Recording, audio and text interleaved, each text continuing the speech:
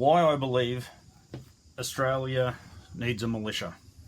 Okay, so I believe we need a militia because our military is not capable of defending this nation. It doesn't matter what the threat is, we're just incapable. We have a massive landmass, basically the size of North America, and we have 65,000 defense personnel to defend this place. Okay, I'm not saying any conspiracy theories or anything that we're going to be invaded by anybody. It's not out of the realm of possibilities, but even so, it shouldn't get to that point. We should have enough people in training, so if there was a time of need, we could come and we could swell that 65,000 to 500,000 in no time. Okay, we don't need to go to basic training to become very basic soldiers in a very short amount of time. If we have pre-skills, pre-training, then we go to basic training, we're going to be a much better soldier. Okay, like our soldiers of World War I, World War II, Korea, they were hardened bastards. Not hardened as violent, hardened in the fact that they were hard workers. That's when the whole of Australia was a thriving community. We were basically the country grown on the sheep's back, or running on the sheep's back. So, that was before big cattle stations and that. So we had shearers, we had lots of guys making fences and herding sheep all over the place, So, and then there was obviously builders and labourers and, all the different industries out there, from fishermen to timber cutters and woodworkers and, and they were, and they lived in a much simpler, harder time. We didn't have a lot of money, and nothing's really changed now. We're taxed so heavily that we don't have a lot of money now either. We do have a fairly good life, and in a way that's great, but it's also brought us to this point where we're actually weak as piss, actually. So at that stage, nearly every single town and suburb, not quite every suburb, but every town had a rifle range, a gun club. Everybody, well, a majority of people could handle a firearm, knew how to make it safe, knew what the danger end was, how to fire it correctly, how to shoot it accurately. And, a lot of people were hand loaders back then too. So then you're independent, then you can make your own ammunition from basic components. So I think that's another reason why we should have a militia, and we should have a proactive shooting community. Look at America's M16 platform, M4, AR-15 platform, right? Look at all of the aftermarket support for that system, for the AR-10, AR-15 family. There is adjustable stocks, cheek pieces, fore ends, pistol grips. You've got uppers and lowers and magazine configurations and Picatinny rail systems, and you can utility firearm that is so modular. And there's so much research and development being put into it. There's a use for every occasion for it. All the different calibers that it can fire, from standard 5.56 and the family of cartridges of that size, to then the AR-10 platform, which will shoot short action cartridges, 308, 243, 260, Creedmoor, etc., etc. So our governments, by purposely destroying our firearms industry and hog-tying us, keeping our hands tied behind our backs, this was by design. They've disarmed us, okay? So we won't get into nefarious reasons why, but we just know that there's nefarious reasons, okay? To be honest, there is no reason why police and government should be afraid of the people, be afraid of militia groups, okay? We don't have mass shootings over here, okay? It's not because of the firearms, okay? The firearms did not save that. I heard lots of people saying, oh, after the big gun buyback in 1996, suicide rates went down. Well, I guarantee you that having a semi-automatic or a pump-action shotgun or a semi-automatic shotgun, that never contributed to somebody shooting themselves in the head. You shoot yourself in the head with a high-powered firearm once, you're gone.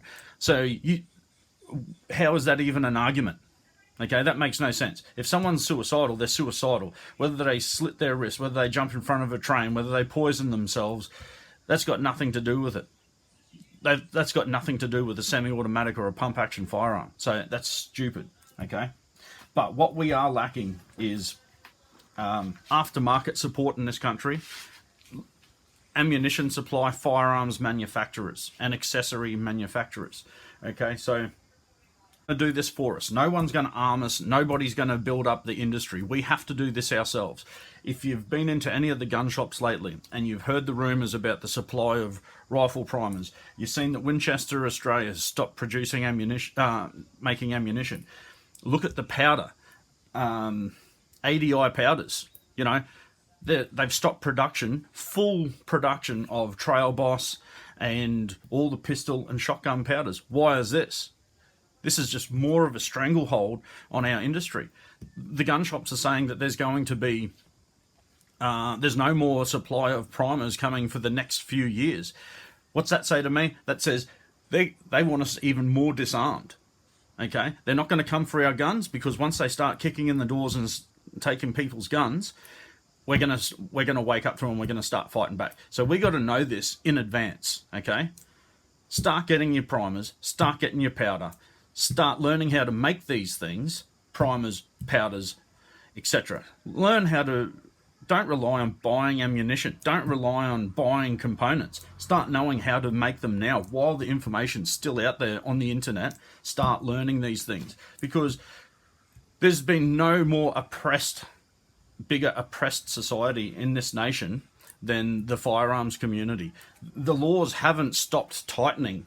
The thumb screws just keep tightening every single year from 1996 up until now, or even before then. So wake up. We've got to do this ourselves. We've got to change Parliament. We've got to change the rules. And only we, the people, the Commonwealth of Australia, we're the only ones who can do this. So we should be starting to make our own militia groups now, because down the track we may need to come together to stop foreign police, foreign militaries on our soils. Because if you can see what's happening now, if you're on this and you don't follow these like nappies on the face sort of laws, now all of those police that have been stood down, military people that have been stood down, nursing home workers and hospital staff, healthcare workers, teachers, we're all going to be replaced by foreigners.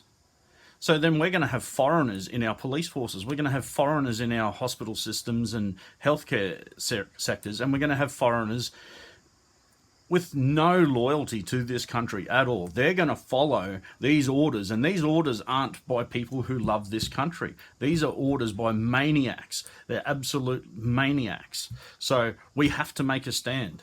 Okay? Okay. Self-reliance. If we come together in little groups, little patch groups, we don't need to be affiliated with anybody. We don't have to become a militia group of Perth, a militia group of Brisbane or Northern Territory, Western Australia, South Australia, Queensland, etc. We just know amongst ourselves, amongst our friends, we can come up with little games, okay? So we're not allowed to shoot at silhouettes in this country.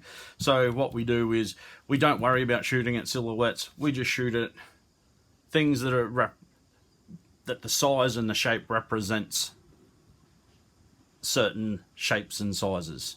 Okay. So an 8-inch bull ring or bullseye target. Okay. Maybe a 18 20 by 16 inch rectangular target, okay? Put them on top of each other. What have you got? A certain shape, right? Start to learn what these shapes are at what ranges, okay? Start learning how to use open sights at those ranges. Be proficient in open sights and scopes, you know? Learn to do these things.